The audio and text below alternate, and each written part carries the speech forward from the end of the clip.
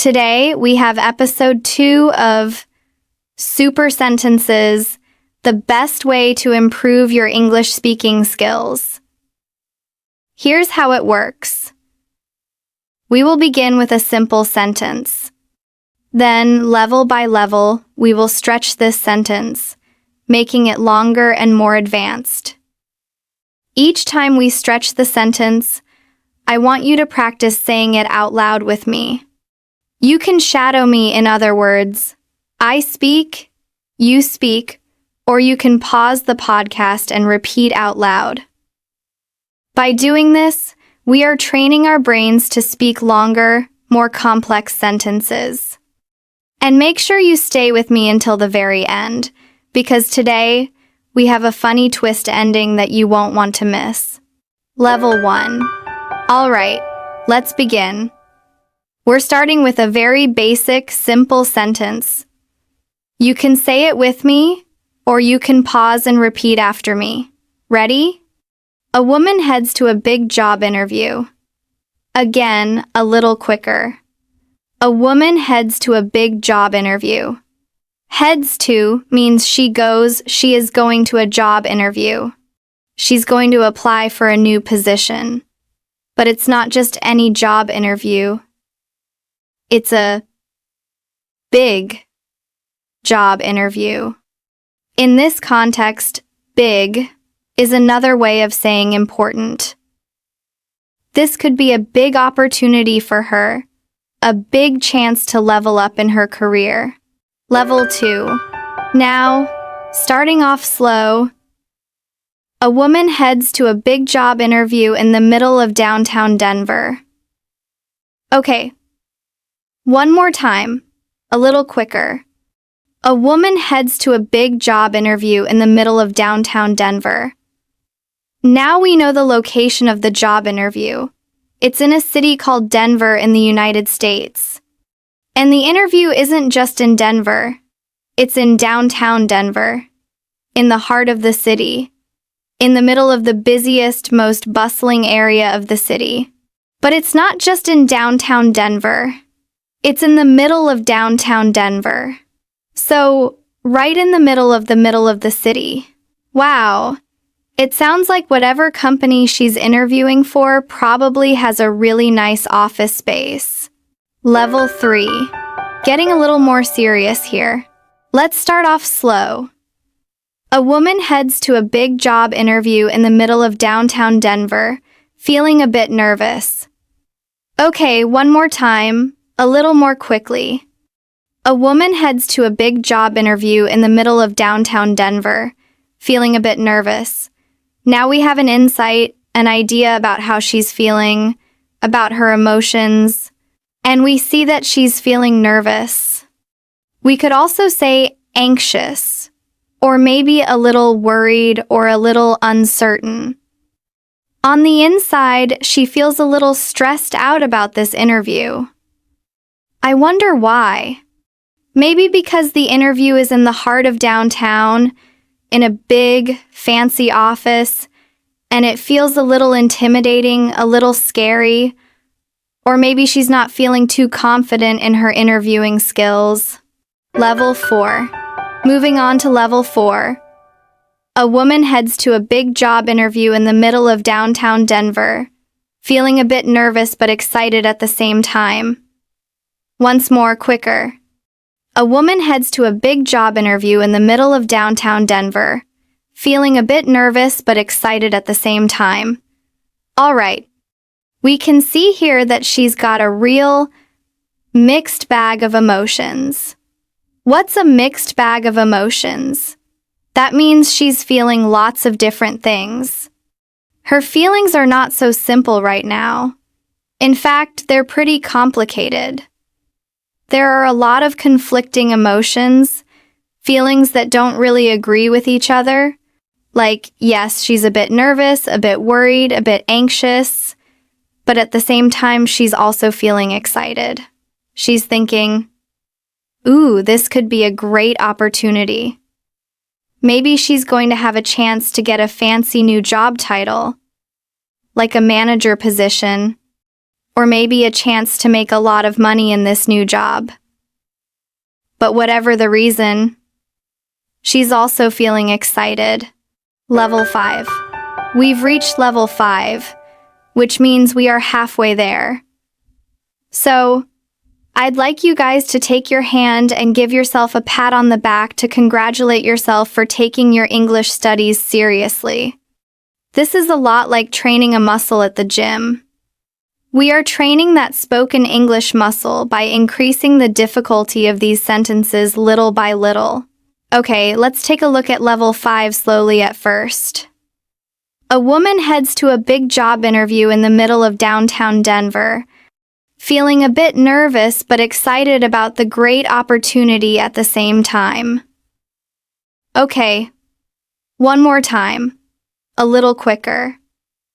A woman heads to a big job interview in the middle of downtown Denver, feeling a bit nervous but excited about the great opportunity at the same time. What are we adding to the sentence this time? Well, now we know why she's a bit nervous and a bit excited. She's got this great opportunity. Maybe it means a high salary, or maybe she's excited to work downtown in the heart of the city.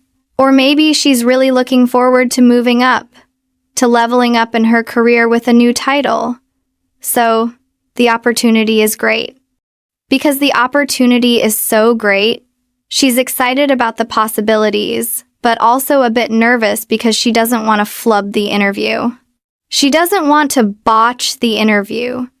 She doesn't want to mess up the interview. She doesn't want to fail. Level 6. I'm not sure I can still do this in a single breath, but let's try. Slowly now.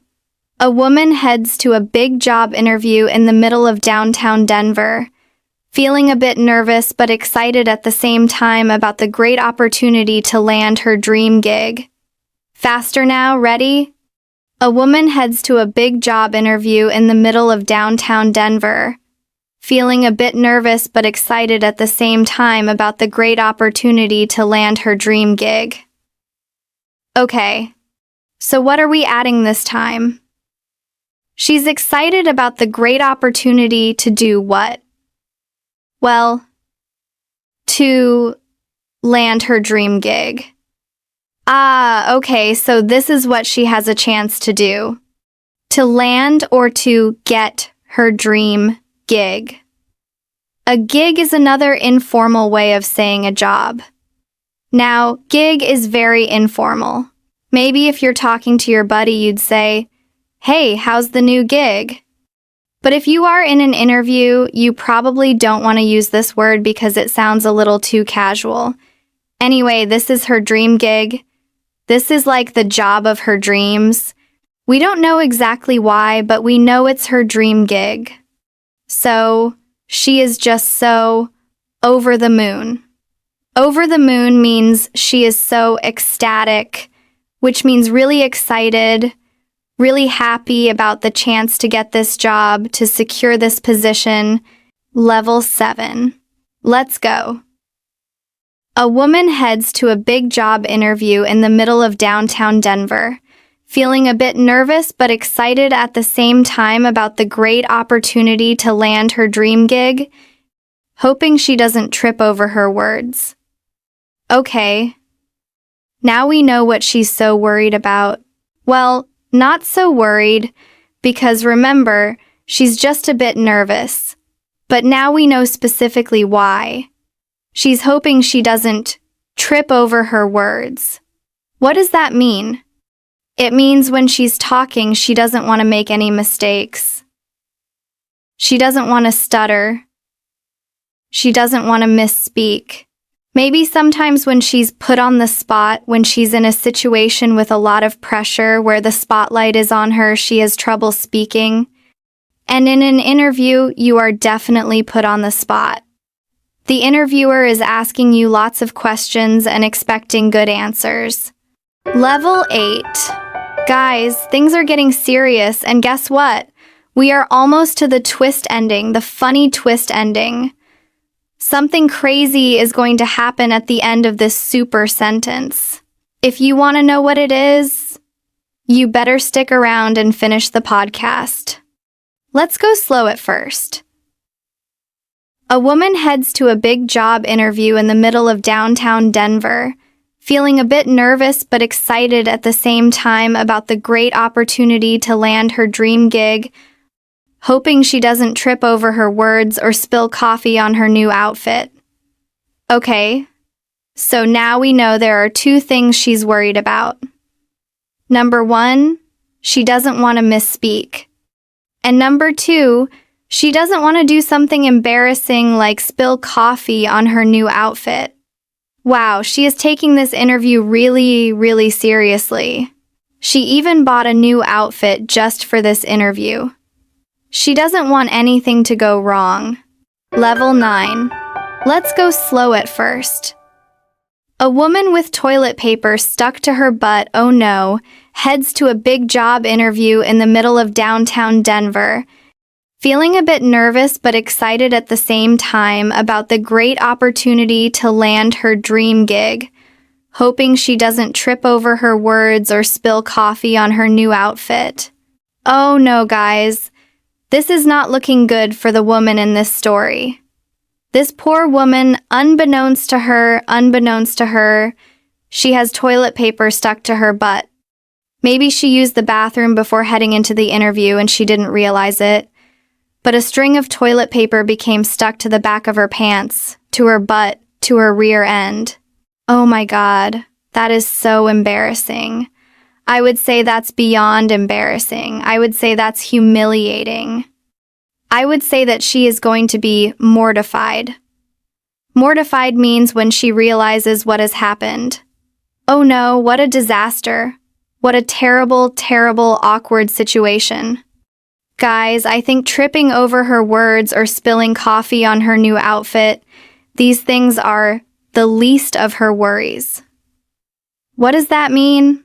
It means there's something else that she should be worried about more than those things, right? The toilet paper on her butt is what she should be concerned with. Level 10. And here we are at the final level. A woman with toilet paper stuck to her butt heads to a big job interview in the middle of downtown Denver, feeling a bit nervous but excited at the same time about the great opportunity to land her dream gig, hoping she doesn't trip over her words or spill coffee on her new outfit, but sadly, doesn't get the offer. Oh no, sadly, she doesn't get the offer for the job. She doesn't pass the interview. And I think we know why, guys. I think we know why she didn't pass. I bet it was the toilet paper stuck to her butt. You know, even if she did misspeak once or twice during the interview, even if she did trip over her words, even if she did do something really embarrassing like spill a little coffee, I think that pales in comparison to having toilet paper stuck to your butt. Pales in comparison means it's much less serious or important. You know, there's really not much that's more embarrassing than that. So this poor lady, she got a new outfit, she traveled all the way, she headed into downtown Denver, and in the end, she didn't get the gig. She didn't land the job. She didn't get the position. Let's read this one last time quickly, as if you were a native speaker. Let's go.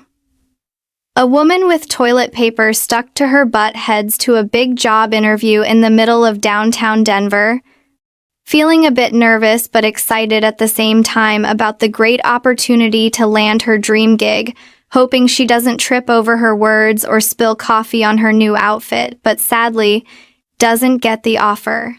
The final secret. If you made it all the way through that super sentence, I want to sincerely thank you for practicing with me. And I want you to give yourself a pat on the back because you are doing an amazing job. Now, what's the secret here? What can we learn from this funny but sad story? The secret is this. Sometimes, the things we worry about are not the real problems. Our main character was worried about tripping over her words or spilling her coffee, but the real problem was something she didn't even notice: the toilet paper. In our English learning journey, We often worry so much about having a perfect accent or knowing every single grammar rule. But often, the real reason we struggle to communicate is much simpler. Maybe we're not making enough eye contact. Maybe we're not smiling. Or maybe, like the woman in our story, we're so focused on the small details that we miss the bigger picture. So, my challenge to you is this. For the next week, I want you to worry less about being perfect and worry more about connecting with people. When you have a conversation, don't worry about your grammar. Instead, focus on smiling, on making eye contact, and on truly listening to the other person.